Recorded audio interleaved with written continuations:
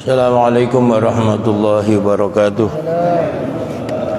Bismillah, alhamdulillah, salatu wassalamu ala Sayyidina Muhammad ibn Abdullah wa ala alihi wa ashabihi wa man nasarahu wa wala la hawla wa la quwwata illa billah ma ba'du. Ila hadrati Nabi Muhammadin sallallahu alaihi wasallam thumma ila hadrati ikhwanihi min al-anbiya al-mursalin wa ashabihi wa azwajihi wa dhurriyyatihi wa tabi'in jami'il malaikatil muqarrabin والأولياء شهداء العلماء المصنفين المخلصين خصوصا عبد القادر الجيلاني. الفاتحة. أعوذ بالله من الشيطان الرجيم. بسم الله الرحمن الرحيم. الحمد لله رب العالمين الرحمن الرحيم مالك يوم الدين. إياك نعبد وإياك نستعين اهدنا الصراط المستقيم صراط الذين أنعمت عليهم غير المغضوب عليهم ولا الضالين آمين. الفاتح. بسم الله حضرة مؤلف هذا الكتاب إمام الغزالي رحمه الله تعالى ودمنا فوعد علينا على أهلنا على أولادنا ذريتنا تلامذنا ببركاته وبركاته علوم. الفاتحة. أعوذ بالله من الشيطان الرجيم. بسم الله الرحمن الرحيم. الحمد لله رب العالمين الرحمن الرحيم مالك يوم الدين. إياك نعبد وإياك نستعين اهدنا الصراط المستقيم صراط الذين أنعمت عليهم غير المغضوب عليهم ولا الضالين آمين. Al-Fatihah. Bismillah hadrati masyayikh muassis subuh gabungan Al-Habib Ali bin Abdurrahman bin Asgaf. Bismillah hadrati Al-Habib. Bismillah hadrati Kiai Haji Mukhtar Al-Fiqh Haji Abdurrahman San. Bismillah hadrati masyayikh Ma'ad bin Musanni Kiai Mustambid Kiai Abdullah bin Abbas Kiai Hafiz Syamsuddin Kiai Ahmad bin Kabul Karim Kiai Jina Manzan. Bismillah hadrati masyayikh Ma'ad Langitan Bahdul Mas'ul Bakhazin Kiai Abdul Hadi Kiai Ahmad Rasul Hamim Kiai Haji Abdullah Faqih rahimahumullah ta'ala wa adaman nafa wa ada alaina ala ahlina ala auladina dhurriyyatina talamidina bi barakatihim wa barakati ulumihim. Al-Fatihah. A'udzu billahi minasy syaithanir rajim. Bismillahir rahmanir rahim. Alhamdulillahi rabbil alamin. Ar-Rahmanir Rahim. Maliki yaumiddin. Iyyaka na'budu wa iyyaka nasta'in. Ihdinas siratal mustaqim. صراط الذين أنعمت عليهم غير المغضوب عليهم ولا الضالين آمين. قال المؤلف رحمه الله تعالى وأدم النفع به وبعلومه في دارين آمين. بسم الله الرحمن الرحيم. وأما اليدان فاحفظهما عن أن تضرب بهما مسلما أو تتناول بهما مالا حراما يجوز النطق به فإن القلم أحد اللسانين فاحفظ القلم عما يجب حفظ اللسان عنه. Bapak hadirin saudara jamaah salat subuh gabungan Masjid Darussalam, wabil khusus segenap DKM Masjid Darussalam, para sesepuh ini sepuh. Alhamdulillah pada pagi hari ini Allah masih berkenan berikan hidayah taufik kepada kita hingga bisa hadir di tempat ini untuk sama-sama melaksanakan tugas kewajiban kita ibadah kepada Allah Subhanahu wa taala. Mudah-mudahan apa yang kita lakukan ikhlas karena Allah dan Allah terima dan balas dengan pahala yang besar. Amin ya rabbal alamin. Nah, sekarang yang kita bahas tentang kejahatan tangan. Apa saja kejahatan yang dilakukan oleh tangan. Wa amal yadani, dan adapun kedua tangan, fahfadhuma, maka jagalah keduanya. Dijaga dari apa nih? An tadriba bihima musliman, jangan sampai kamu memukul bihima dengan kedua tanganmu musliman, seorang muslim.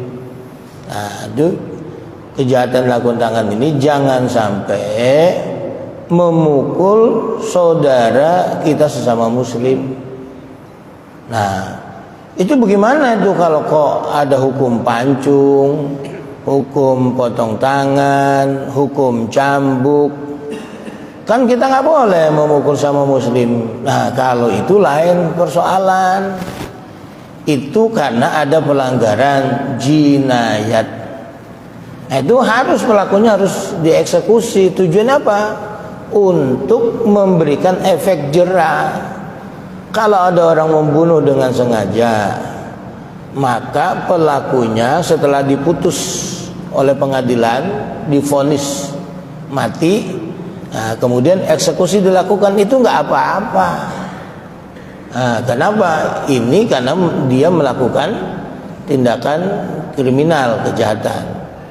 Nah, begitu juga ada orang mencuri. Kenapa dipotong tangan? Ya karena melakukan tindakan kriminal, pencurian. Itu sebagai tindakan efek jera. Itu nggak apa-apa. Orang yang mabuk dicambuk, ya itu nggak apa-apa. Kenapa? Ya karena dia telah melakukan perbuatan kriminal yang berhak untuk dapatkan hukuman eksekusinya. Itu tidak apa-apa. Nih, yang tidak boleh itu kita memukul seorang muslim atau kafir zimmi, non muslim gampangnya lah, tanpa ada hak. Tanpa ada hak. Contohnya begini yang sering nih, ada orang diteriakin maling, maling, maling. Kita nggak tahu di sini, di sana ada orang teriak maling, ngejar-ngejar, kita tangkap sini, kita gebukin. Nggak boleh. Sebab apa? Ini belum ada putusan pengadilan, dan juga kita tidak tahu apa benar apa enggak. Loh, apalagi kalau sampai mati digebukin, dibakar. Nanti itu pada masyarakat diperiksa tuh oleh Tuhan, diaudit. Siapa yang ngambilin bensin? Siapa yang ngambilin korek? Siapa yang mulai teriak? Nah itu hati-hati. Ya, ini yang boleh itu kalau ada hak dan itu sudah diputus pengadilan. Kalau belum, ya nggak boleh.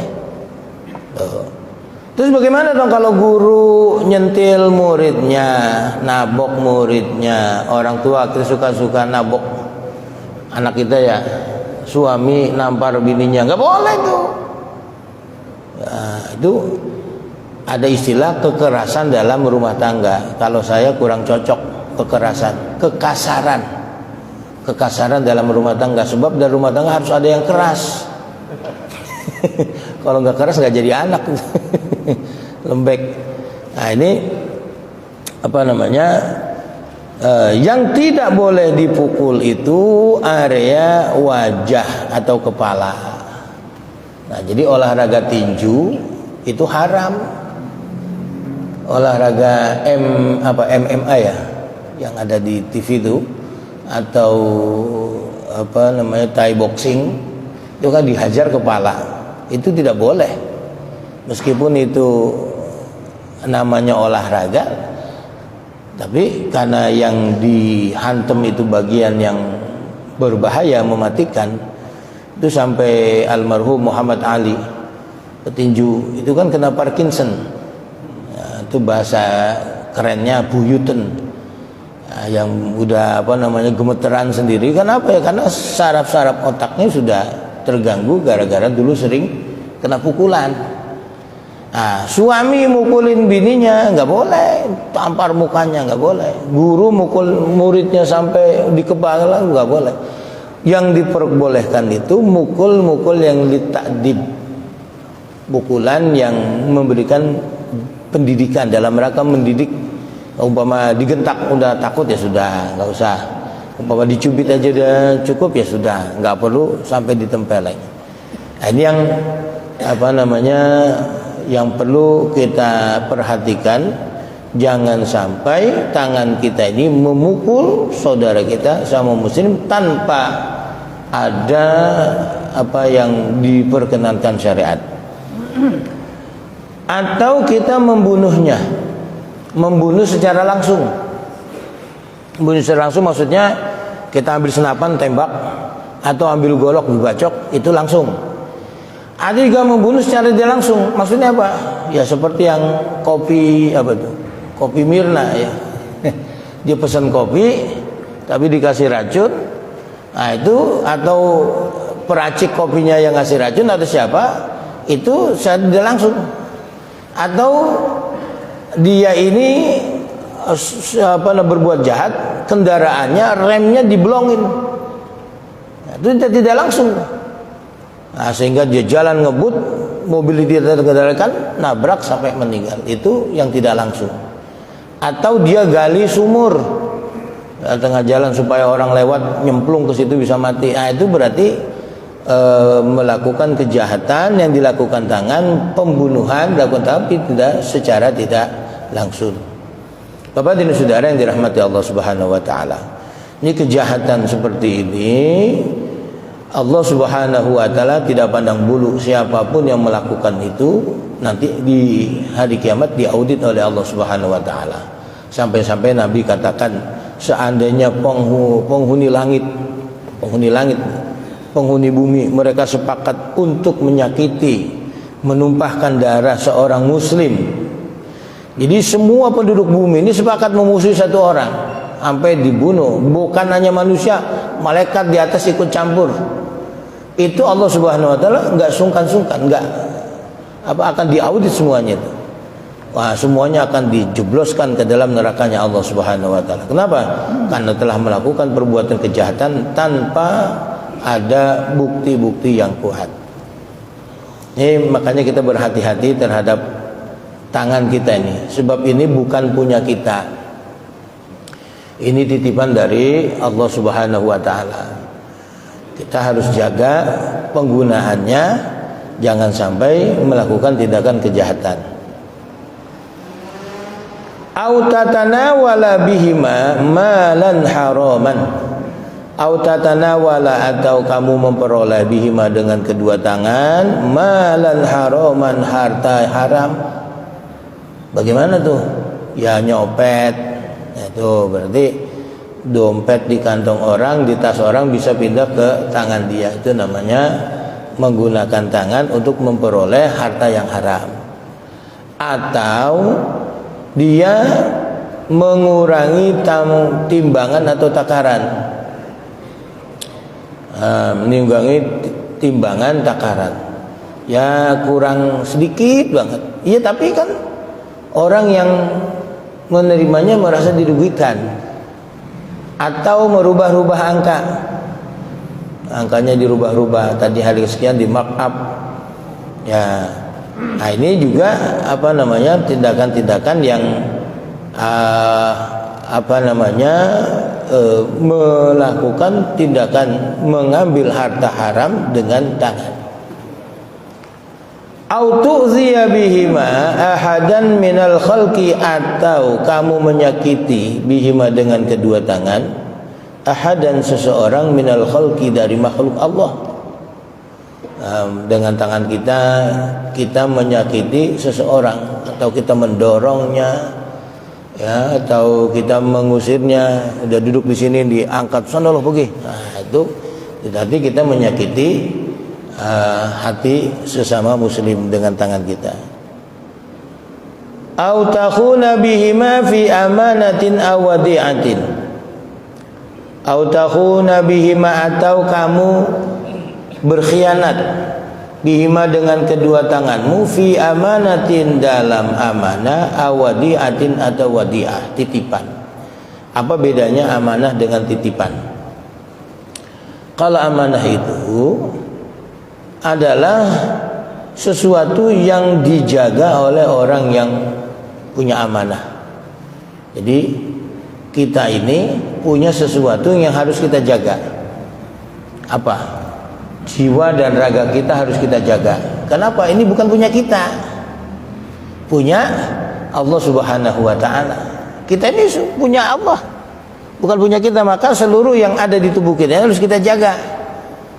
Nah, jangan jangan kita gunakan sembarangan, sebab yang punya ntar marah. Kayak kita dititipin mobil, buat titip mobil ya, ini kuncinya, lu pakai silakan, tapi lu rawatin ya, jangan sampai lecet, apalagi hilang. Lecet aja jangan, apalagi hilang. Tiba kita pakai berapa gerobak sana kemari, kagak kita rawatin, cuci kagak, pada lecet kan macam. Terus yang punya datang, mana mobil gua nih? Dia lihat mobil nggak karu-karuan, bagaimana? Marah. Bagaimana sih lu buat titipin? Nah itu juga.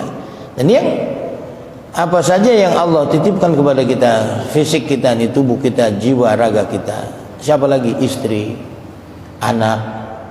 Itu yang Allah amanahkan kepada kita. Yang Allah amanahkan kepada kita.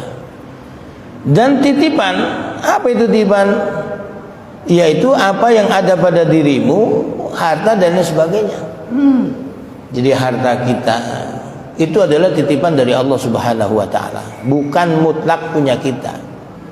Allah titipin itu memang Allah sedang uji. Ya, kalau di Jakarta ini orang sesusah-susahnya itu masih punya pakaian, masih punya kendaraan. Ya, ini semua adalah titipan dari Allah Subhanahu wa ta'ala, harus dijaga. Anak kita, istri kita, harta, semuanya adalah titipan dari Allah Subhanahu wa ta'ala. Nah, kalau kita tidak menjaganya dengan baik, berarti kita berkhianat kepada Allah Subhanahu wa ta'ala. Apalagi kejahatan yang dilakukan tangan. Au taktuba bihima ma la yajuzu an nutqu bihi.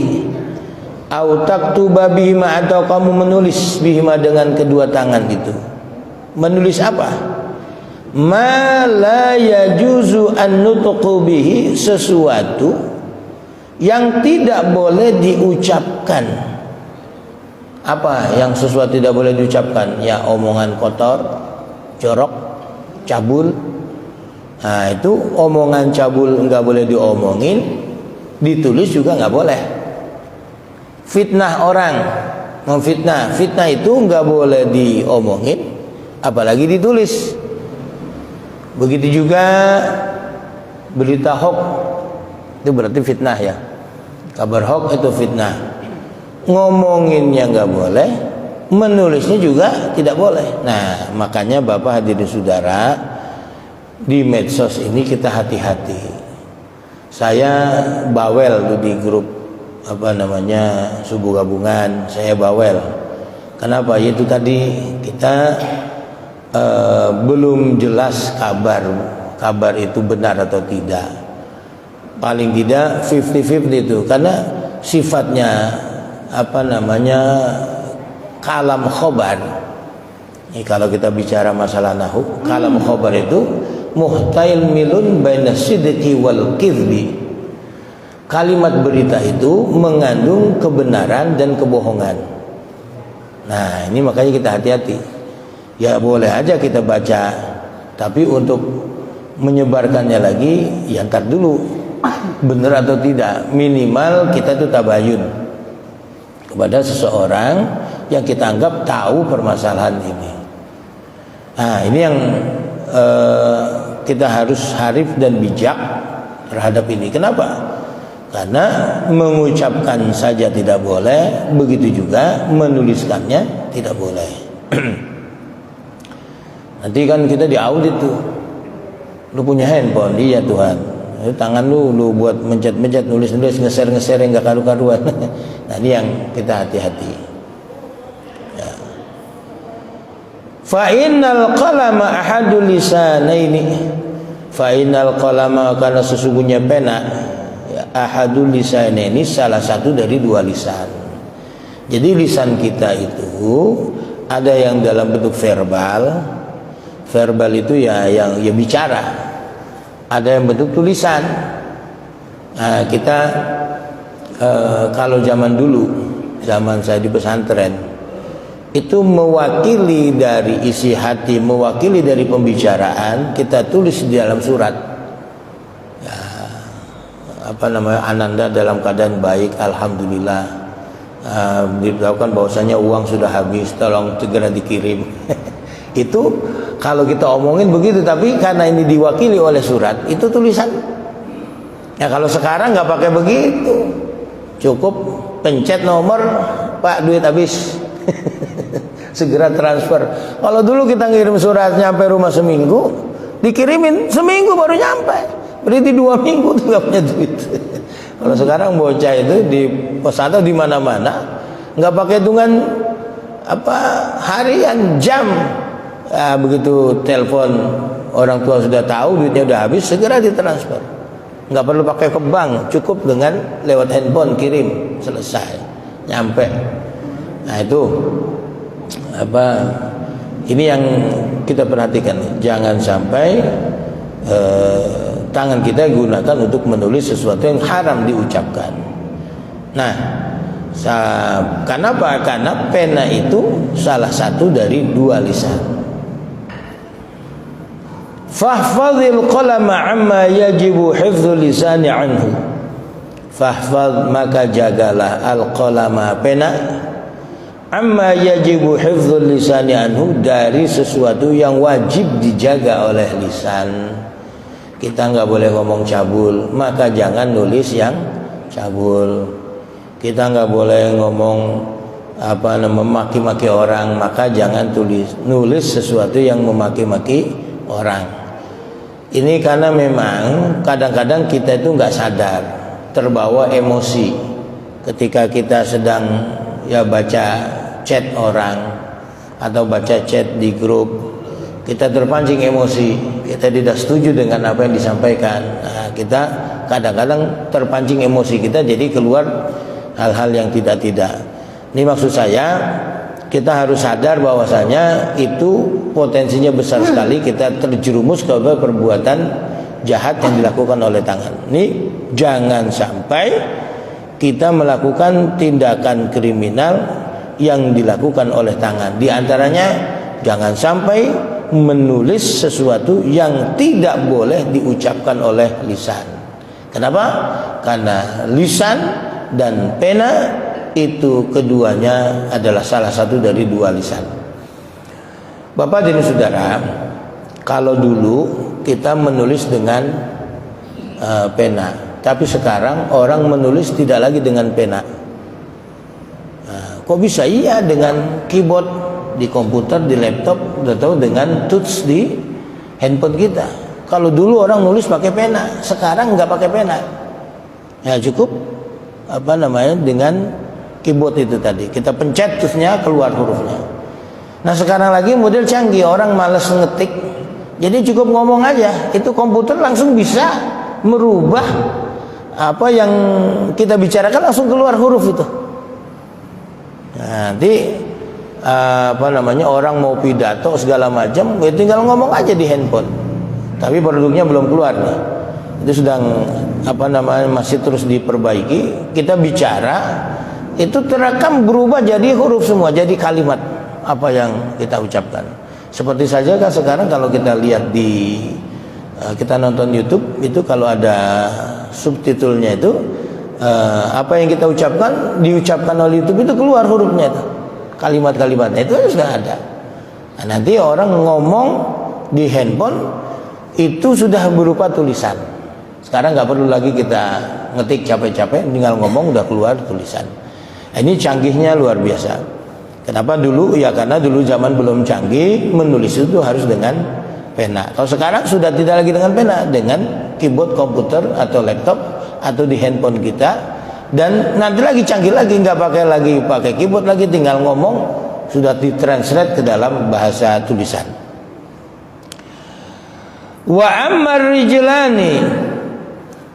rijlani dan adapun kedua kaki, fahfazhuma maka jagalah keduanya, an tamshiya bihima ila haramin, dari berjalan menggunakan keduanya ila haramin, menuju perbuatan yang diharamkan. Apa itu? Jalan ke tempat yang diharamkan. Ya, melakukan, kaki digunakan untuk berjalan menuju perbuatan haram, maksudnya ke tempat kita melakukan perbuatan haram. Apa?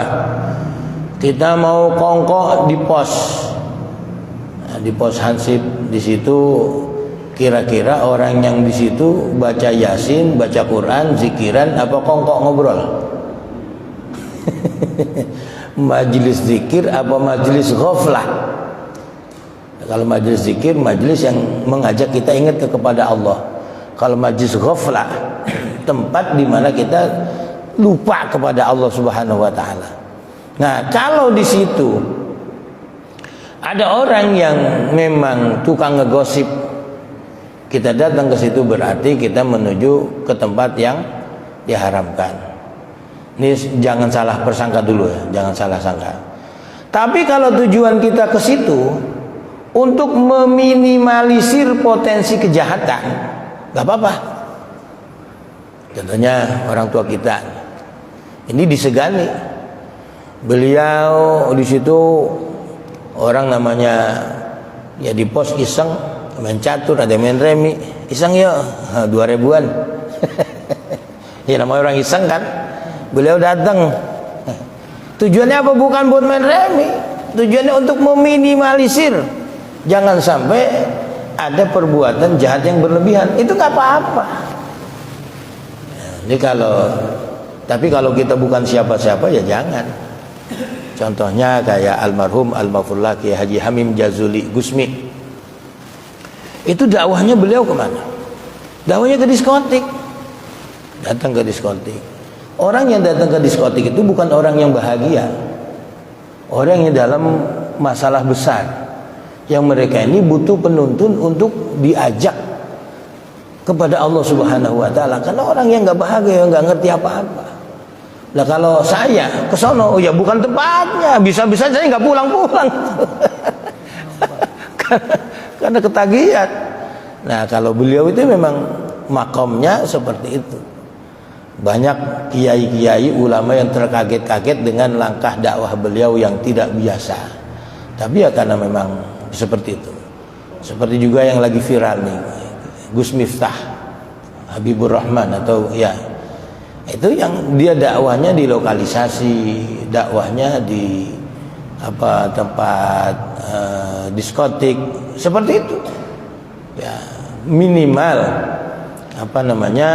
orang itu diingatkan, sebab mereka ini tidak mungkin datang ke masjid, tidak mungkin datang ke majlis taklim, nggak mungkin.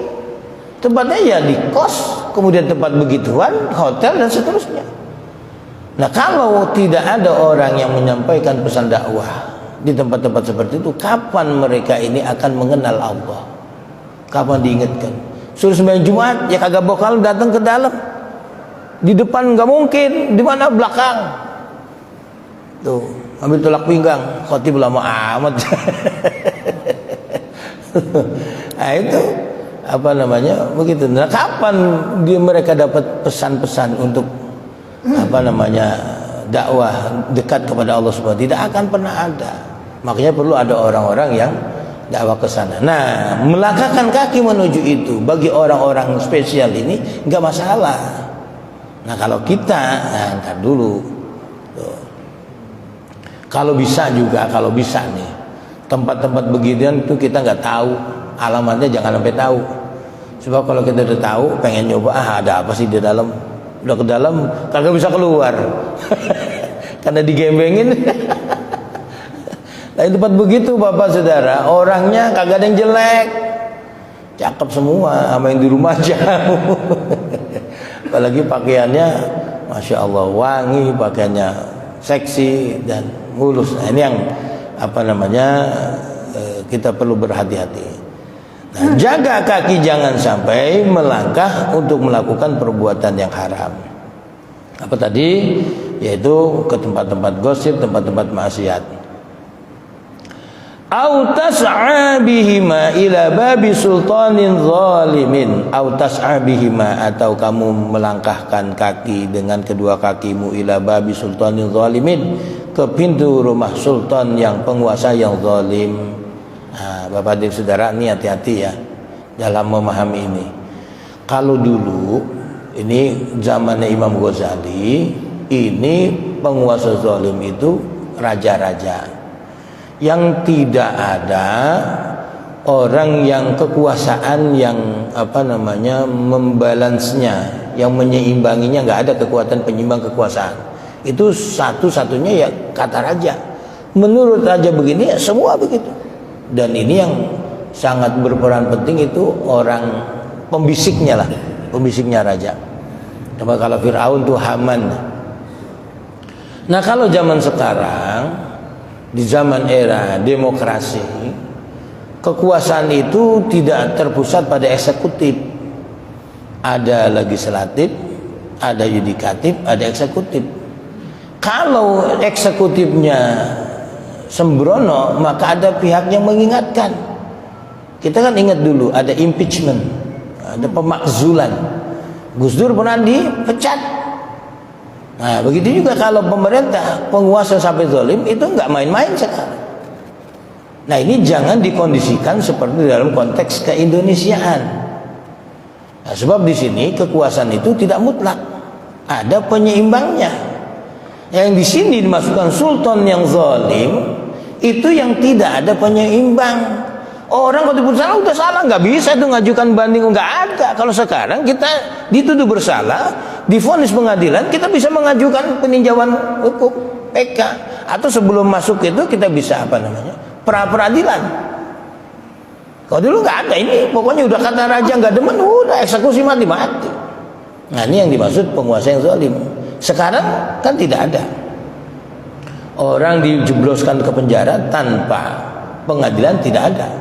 Kalau tuh sudah masuk proses vonis, itu pihak yang dijatuhkan vonis bisa mengajukan banding. atau sebelum masuk pengadilan bisa pra-peradilan. Nah, ini memang setiap sistem itu ada kekurangannya, pasti. Karena biar bagaimanapun kita ini manusia, bukan malaikat. Siapapun pasti ada kekurangan kesempurnaannya. Tapi makanya maksud saya ini jangan sampai menuduh, mudah mencap seseorang itu zalim atau penguasa zalim. Jangan sampai. Nah, ini kenapa? Karena konteksnya berbeda. Di zaman Imam Ghazali ini penguasa yang zalim itu yang tidak ada kekuatan penyeimbang, hanya mutlak. Jadi kebenaran itu ya apa kata penguasa. Kalau sekarang kan tidak. Pemerintah punya kebijakan seperti bisa digugat ke MK, Mahkamah apa namanya, bisa digugat ke sana, bisa digugat. Kita nggak setuju nih, sehingga gugat. Nah, bisa kalau banyak yang berhasil gugatan itu. Nah, ini yang hati-hati menggunakan diksi ini, kekuasaan zalim ini hati-hati. Nah, berjalan melangkah kepada penguasa yang zalim itu bisa melakukan perbuatan haram kalau kita ridho. Artinya kita senang, kita setuju pada perbuatan kita setuju dengan penguasa. Itu yang tidak boleh. Nah, Bapak dan Saudara, ini mohon maaf, ini saya bicara sejarah. Dulu di zaman Soeharto, Orde Baru, itu kekuatan penguasa hanya di tangan beliau. Meskipun ada eksekutif, ada yudikatif dan legislatif, itu semuanya tidak berfungsi. Kekuasaan mutlak di tangan Soeharto. Nah, ini dulu kayak apa coba? Kalau mubalek penceramah, saya ingat betul dulu di musola apa namanya, Darul Mutaqin. Saya ingat dulu, saya zaman sanawiyah itu ikut pengajian di situ. Penceramanya Tony Ardi yang luar biasa mengkritisi pemerintah. Nih teman-teman yang di situ masih ingat mungkin. Kayak apa itu? Itu panitianya merinding semua tuh. Selesai ceramah dipanggil Intel. Nah, itu zaman dulu. Ada kekuasaan luar biasa. Nah, sekarang tidak demikian. Itu, sekarang tidak demikian. Ini ada Kiai As'ad Syamsul Arifin, Kiai Haji Makhrus Ali Lirboyo, Kiai Haji Ali Maksum, Kerapiak Yogyakarta. Itu datang nemuin Soeharto. Kenapa? Karena dulu di pelajaran moral Pancasila ada pernyataan semua agama benar. Nah, ini yang apa namanya, yang apa, umat Islam tidak terima itu. Semua agama benar, tidak terima. Nah, ini akhirnya beliau-beliau ini datang nemuin Soeharto. Dalam rangka apa? Dalam rangka itu. Amar ma'ruf nahi munkar, tolong ini bermasalah dengan akidah umat Islam. Jadi direvisi itu. Nah, datang ke tempat beliau ini penguasa yang ya kalau boleh disamakan, yaitu tidak apa-apa karena tujuannya tidak ridho terhadap perilaku untuk pelanggaran, mengingatkan amar ma'ruf nahi munkar. Nah, kalau sekarang pemerintah kita terbuka, ya yang demo-demo diterima oleh ajudannya presiden. Ada apa? Sebutkan maksudnya apa. Ini tidak sampai seperti dulu. Nah, ini makanya jangan gampang menggunakan diksi penguasa zalim. Ini yang jelas Bapak dan Saudara, ada muatan politis. Ada faham-faham yang coba disusupi kepada kita umat Islam, yang mereka ini jualan gak laku-laku, Bukalapak gak laku-laku. Makanya diantem itu umat Islam lewat jalur politis. Kita makanya harus hati-hati, bijak. Jangan sampai kita kecolongan, sampai negeri kita yang damai aman seperti ini sampai disuriahkan, kacau balau, sampai sekarang tidak bisa damai-damai.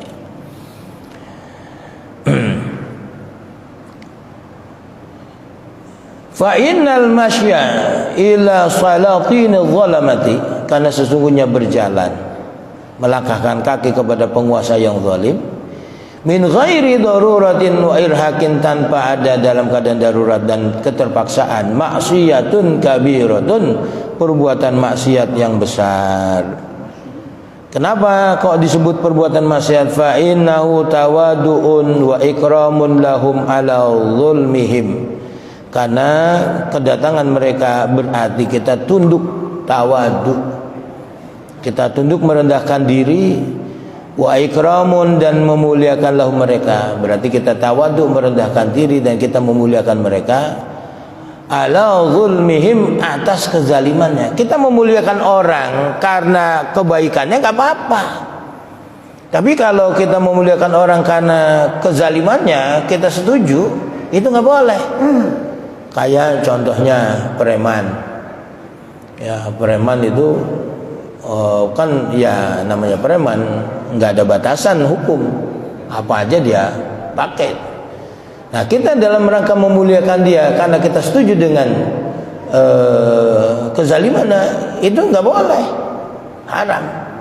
Terus kalau kita memuliakan dia karena kita takut dengan terancam penyelamatan, ya nggak apa-apa, karena kita dalam keadaan darurat. Tuh, kalau memang kita setuju, ya itu yang tidak boleh, yang kita berhati-hati sekali. Wa qad amara Allah Ta'ala bil i'radi anhum, padahal Allah Ta'ala telah memerintahkan untuk berpaling daripada orang-orang zalim. Fi qaulihi ta'ala, dalam firman Allah Ta'ala surat Hud ayat 113, wa la tarkanu ila alladhina zalamu fatamassakumun nar, al-ayah.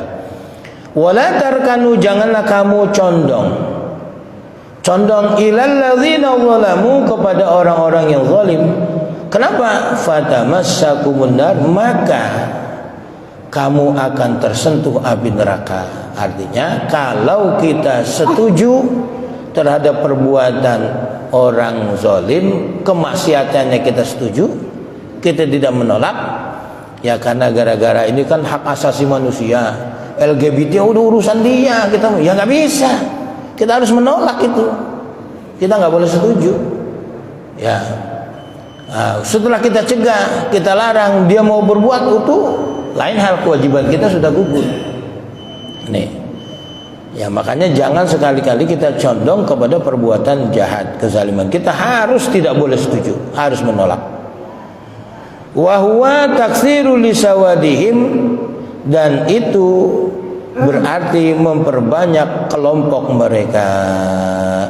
Ini kalau kita datang kepada mereka, itu berarti kita memperbanyak kelompok mereka. Wa in kana dzalika lisababi talabi malihim fa huwa sa'yun ila haramin wallahu a'lamu bisawab. Demikian, mudah-mudahan bermanfaat. Lebih kurang mohon maaf. Assalamualaikum warahmatullahi wabarakatuh.